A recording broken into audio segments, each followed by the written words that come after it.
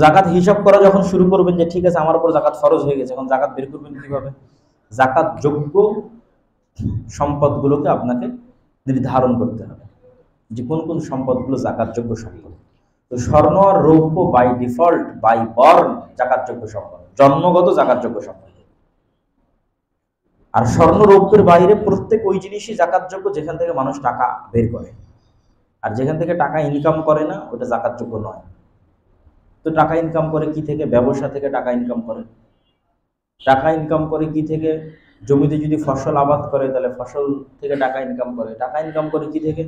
চতুষ্পদ জন্তু যদি থাকে তাহলে চতুষ্পদ জন্তু থেকে টাকা ইনকাম করে। এগুলো থেকে মানুষ উপকার গ্রহণ করে। তাহলে স্বর্ণ এবং রৌপ্যের বাইরে এগুলোর উপর জাকাত ফরজ। যেই জিনিসটা ব্যবসার, ওই ব্যবসায়িক পণ্যের উপর জাকাত ফরজ, চতুষ্পদ জন্তুর উপর জাকাত ফরজ, এবং জমির ফসলের উপর ঔষধ ফরজ। প্রত্যেকটাতে ভিন্ন ভিন্ন মাপ আছে। ব্যবসায়িক সম্পদের উপর জাকাত ফরজ। তাহলে কোনটার ফরজ না? যেগুলো থেকে টাকা বের হয় না, মানে যেগুলো আমি ব্যক্তিগত ব্যবহারের জন্য ব্যবহার করছি, যেগুলো আমি ব্যক্তিগত ব্যবহারের জন্য আমার বাড়িতে আছে, আমার ব্যক্তিগত ব্যবহারের বাড়ি, মানে যে বাড়িতে আমি থাকি সে বাড়ি কোটি টাকা দামের হলেও ওই বাড়ির জাকাত লাগবে না। যেই মোটর সাইকেল, যেই গাড়ি আমি ব্যবহার করি সেটা কোটি টাকা মূল্যের হলেও জাকাত লাগবে না, কারণ ওটা ব্যবসায়িক পারপাসে ইউজ হচ্ছে না, ওখান থেকে টাকা বের করা হচ্ছে না, টাকা ইনকাম হচ্ছে না। তাহলে যেই দিন এখন জাকাত বের করবেন, জাকাতযোগ্য সম্পদ, জাকাতযোগ্য সম্পদ বের করতে গিয়ে সকল ক্যাশ মানি, নগদে থাক, বিকাশে থাক, ব্যাংকে থাক, ফিক্সড ডিপোজিট করা থাক, জমা দেওয়া থাক, পাওয়া যাবে, আপনি ক্লেইম করতে পারেন এরকম প্রত্যেক সম্পদ, যেই সম্পদের আপনি মালিকানা দাবি করতে পারেন। আমি আর একজনকে ধার দিয়ে রেখেছি, ওই টাকার আমি মালিকানা দাবি করছি না? মালিকানা দাবি করছি। প্রত্যেক যে সম্পদের আপনি মালিকানা দাবি করছেন, ব্যাংকে ফিক্সড ডিপোজিট দেওয়া আছে, ব্যাংকে আপনার নামে টাকা জমা হচ্ছে, আপনি মালিকানা দাবি করছেন। এখন পান অথবা না পান, এখন আপনার হাতে থাক অথবা না থাক, আপনার মালিকানায় দাবি করছেন, এরকম সকল তরল মানি বা নগদ ক্যাশ সম্পদ হিসাবের অন্তর্ভুক্ত হবে। ব্যবসায়িক পণ্য, ঠিক যেই পণ্যের উপর ভিত্তি করে টাকা ইনকাম হয় সেটা গ্রহণযোগ্য হবে, ফিক্সড অ্যাসেট ধর্তব্য নয়। তথা আমার অফিস পরিচালনা করতে গিয়ে আমার কম্পিউটার লাগে, টেবিল লাগে, সোফা লাগে, এসি লাগে, ফ্রিজ লাগে, এগুলো ফিক্সড অ্যাসেট, এগুলোর দাম ধর্তব্য নয়। কিন্তু এই অফিসটা যেই কারণে চলতেছে, কিসের কারণে চলতেছে? তো আমি সুতার ব্যবসা করি, সুতার কারণে চলতেছে। আমি কাপড়ের করি, কাপড়ের কারণে, বইয়ের করি, বইয়ের কারণে। যেই জিনিসটা এক্সাক্ট যেটা আমি ব্যবসা করি, ওইটার আজকের বাজার মূল্য, যা আমার কাছে যে পরিমাণ সম্পদ আছে বিক্রিযোগ্য ব্যবসায়িক পণ্য, সেটার আজকের বাজার মূল্য তখন ধরতে হবে জাকাতের হিসাবের মধ্যে। এই জাকাতের হিসাবের মধ্যে এগুলো ধরার পর এখান থেকে বাদ যাবে শুধু আপনি যদি ঋণগ্রস্ত হয়ে থাকে, এবং সেই ঋণ যদি এমন প্রয়োজনে নেওয়া হয়ে থাকে যেটা খরচ হয়ে শেষ হয়ে গেছে। যেই ঋণ আপনি আবার ব্যবসায় লাগিয়েছেন, ওটা তো খরচ হয়ে শেষ হয় না, ওটা ইনভেস্টমেন্ট, ওটা থেকে আপনি টাকা ইনকাম করছেন, এই জন্য ওটা বাদ দেওয়ার সুযোগ নেই। যে আমি একজনের থেকে 10 লক্ষ টাকা নিয়ে এসে আমি ব্যবসায় লাগাইছি, ওই 10 লক্ষ টাকার জিনিস এখনো আমার কাছে সার্কুলেট হচ্ছে, আমার অধীনে ঘুরপাক খাচ্ছে, এবং ওইটার থেকে আমি টাকা ইনকাম করছি, এই জন্য ওটা মাইনাস হবে না। এমন 5 লক্ষ টাকা যেটা নিয়ে এসে আমি আমার চিকিৎসার জন্য খরচ করে দিয়েছি, আমার মেয়ের বিয়ের জন্য খরচ করে দিয়েছি, আমার ছেলেকে বিদেশে পাঠানোর জন্য খরচ করে ফেলেছি, ধার করেছি, টাকাও খরচ করে ফেলেছি, এইটা জাকাতের হিসাব থেকে মাইনাস যাবে। যে ঠিক আছে আমার জাকাতযোগ্য সম্পদ 20 লক্ষ, আমার লোন 5 লক্ষ। কোন 5 লক্ষ লোন? যে 5 লক্ষ লোন আমি ধার করেছি, খরচ করে ফেলেছি, সেটা কোনো ব্যবসায়িক পারপাসে ইউজ হয়নি, ইনভেস্ট হিসেবে আমার কাছে নাই। তাহলে 20 থেকে 5 বাদ দিলে বাকি 15 লক্ষ টাকার 2.5% হিসেবে আমাকে জাকাত দিতে হবে। মানে 100 টাকায় 2.5 টাকা, 1000 টাকায় 250 টাকা, 1 লক্ষ টাকায় 2500 টাকা দিতে হবে। মানে এটা হচ্ছে ফরজ। কেমন ফরজ? ঠিক আপনাদের ব্রেনে সালাত যত গুরুত্বপূর্ণ। কেন বললাম আপনাদের ব্রেনে সালাত যত গুরুত্বপূর্ণ? কারণ আল্লাহ কোথাও কোরআনে জাকাত, সালাতের কথা বলেছেন আর জাকাতের কথা বলেননি এমনটা হয়নি। যে আকিমুস সালাহ ওয়া আতুজ যাকাত, তোমরা সালাত প্রতিষ্ঠা করো, যাকাত আদায় করো। প্রত্যেক যেখানে আল্লাহ সুবহানাহু ওয়া তাআলা সালাতের আদেশ দিয়েছেন সেখানেই যাকাতের কথা বলেছেন। মানে আল্লাহর নিকটে সালাত এবং যাকাত কি ফরজের দিক থেকে কম বেশি না একই সমান?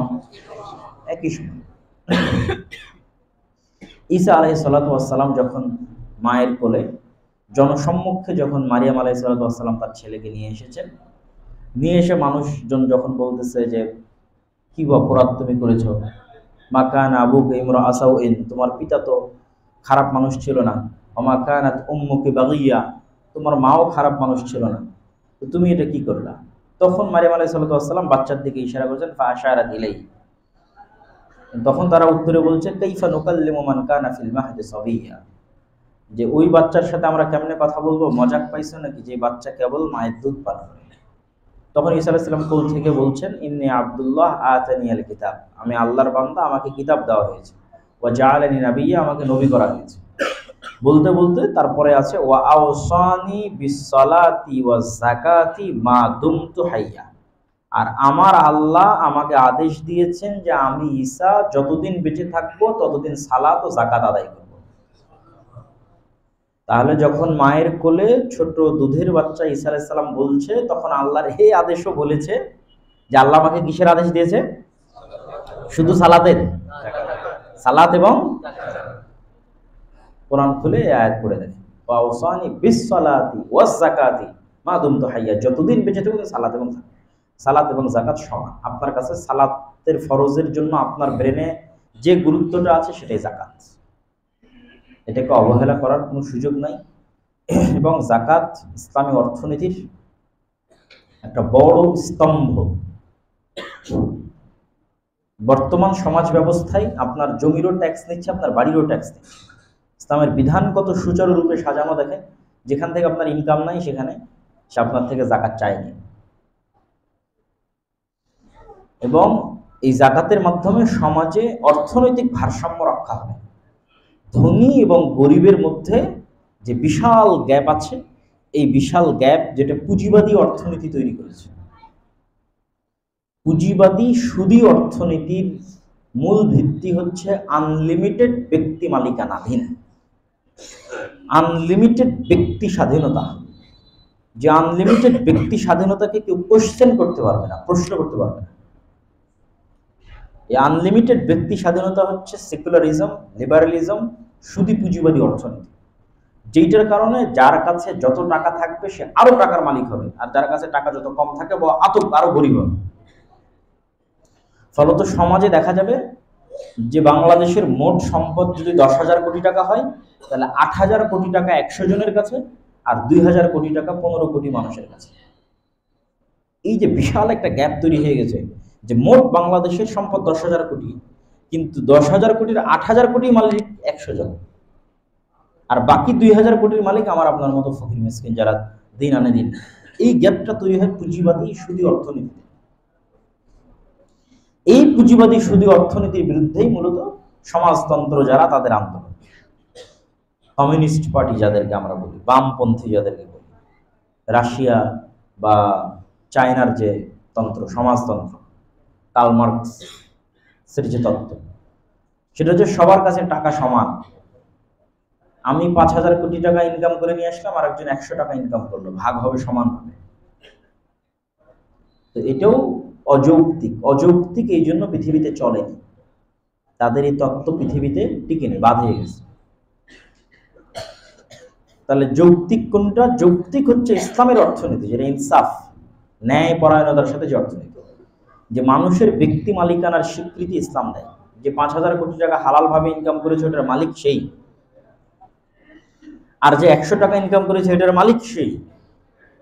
দুইজনের টাকা মিলে সমানভাবে ভাগ হবে, এটা অন্যায়। তাহলে ন্যায় প্রতিষ্ঠা করতে গিয়ে কি করতে হবে? ও যে 1,000 কোটি টাকা 5,000 কোটি টাকার মালিক হয়েছে, ওকে যাকাত বের করতে হবে, ওকে ঔষধ দিতে হবে, ওকে দান করতে হবে। ওর যাকাতের মাধ্যমে এই গরিবের সাথে অর্থনৈতিক ভারসাম্য রক্ষা হবে। অন্তত কেউ না খেয়ে মারা যাবে না, বিনা কাপড়ে মারা যাবে না, বিনা বাসস্থানে মারা যাবে না। এবং পুরো পৃথিবীর মুসলমানদের যাকাতযোগ্য সম্পদের হিসাব করা হয়েছে। সেই হিসাবে দেখা গেছে যে পুরো বাংলাদেশেরও যদি সব মানুষ যাকাত বের করে, তো বাংলাদেশ থেকে দারিদ্রতা দূর হয়ে যাওয়া কয়েক সেকেন্ডের ব্যাপার। ঠিক পুরো মুসলিম বিশ্বেরও যদি অর্থনৈতিক সমীক্ষা চালানো হয়, তাহলে সব ধনী মানুষ যদি তাদের সম্পদের পুঙ্খানুপুঙ্খ রূপে যাকাত বের করে, তাহলে মুসলিম বিশ্ব থেকে দারিদ্রতা বিমোচন হয়ে যাবে। এমন একটা চমৎকার থিওরি হচ্ছে যাকাত। তো এই জন্য যাকাতকে আমাদের গুরুত্বের সাথে দেখতে হবে। জাকাত দিবেন কোথায়?